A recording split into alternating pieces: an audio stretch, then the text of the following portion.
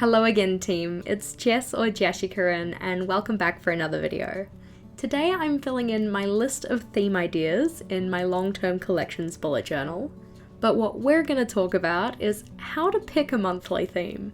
Sometimes when I go to set up a new month in my journal, I know exactly what I want to put in it, in terms of theme, colour palette, pages to include, and other months, my inspiration is at roughly 0%.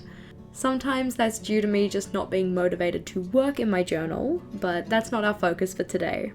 I do have another video on that topic though, so make sure to check it out if you hadn't already. Today though, we're going through some of my tips for how to find, think of, or decide on your monthly journal themes. As always, I'll also be giving you some ideas on how you can make a theme uniquely yours, so without further ado, let's get into those ideas.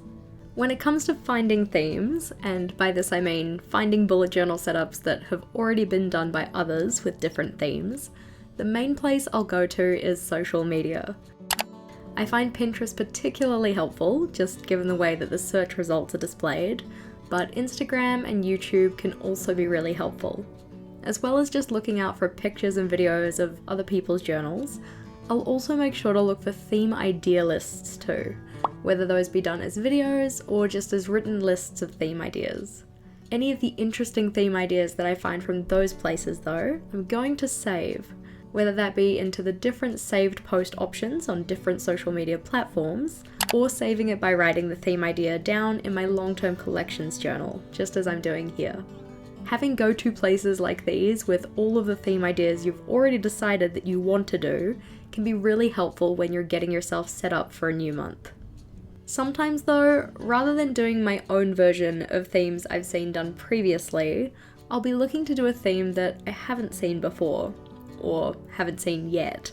So that brings us to ways that you can think of themes rather than just finding them. When thinking of a new theme, there's a bunch of places you can start. Most commonly, I'll start with a colour or couple of colours and then build a theme around that. For instance, when I did this triangles theme, it was really centered around the colour palette that I wanted to use. I'll also sometimes start with a piece of equipment, like I did for this month, which is based on this set of washi tape. You can also find theme inspiration by just considering the things that inspire you or you find interesting or beautiful in day-to-day life. Artists, nature, different places. How can you take those inspiring things and translate them into a bullet journal theme? Another idea for theme generation is just by starting with things that you like. I find that themes I enjoy the most normally come from stuff that I like outside of journaling. So if you have a favorite TV show, movie, book series, musical artist, food, or anything else, those can be really good starting points for a theme. Off the top of my head, so like 5 things that I like: sushi, Coke Zero, movie nights, stationery, and sunsets. And all of those could make really good monthly themes. When trying to think of a theme, it can also be good to consider what's popular or trending right now, whether that be bullet journaling related or otherwise. A lot of the time, there's a reason why those things are popular, and it can be fun to do your own kind of take on them. You may remember the times when themes centered around lavender, or succulents, or Among Us got really popular. You can also make themes around the time of year you're in, common or not so common holidays, things going on for you in that month which you could make a theme around. For instance, birthdays, anniversaries. In general, there are a lot of things that can inspire a bullet journal theme. When it comes to actually deciding on a theme for a month though, the first thing that I like to do is ask myself a series of questions, such as which of the ideas that I've got at the moment are my favourite, or which one is the one that I'm most excited about. What do I actually have time to do? What do I have the inclination to do? What do I have the skill set to do? I will add that I'm not saying this to try and convince you that if your artistic skills don't match your desired outcome, then you shouldn't do the theme you want to do. This is just a question that I ask myself when deciding on a theme.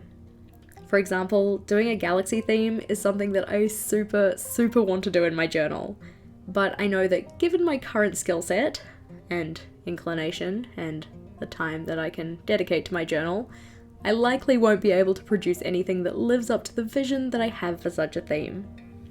A similar thing happened for me last January, where I wanted to do a watercolour sky theme because I thought it would be gorgeous. And then I realised my watercolour skills aren't that great, so I instead went for black and white Zentangles. Once you've decided on your theme for the month though, it's also good to start fleshing it out a little bit. What I like to do is some planning around how I'm going to execute the theme I've picked by considering things like the colour palette, lettering styles, type of doodles, and the pages that I want to include. This just helps me plan out all of my pages for the monthly setup in a way that better allows me to incorporate my theme and also helps to make those pages a little bit more cohesive. As a list of things you might want to consider when planning out your theme, we have colours to use, materials to use, any doodles or decorations that you want, the lettering style that you're going to use, the layouts that you want to include, and then how you're going to incorporate your theme into those layouts. And then after all this, how is it that you're going to design those layouts? Of course, you don't have to consider every single part of that every month, but I do find that doing these things before I try and put pen to paper to be very helpful. As I mentioned, some theme ideas get done a lot, and while there's no problem with doing a theme that's already been done before, sometimes we want to be a little bit more unique in the themes we're picking. When it comes to making a theme yours, I do have some suggestions of how you could do this. The first of which is to use an unconventional colour palette. For certain themes, there is a very specific colour palette that comes to mind.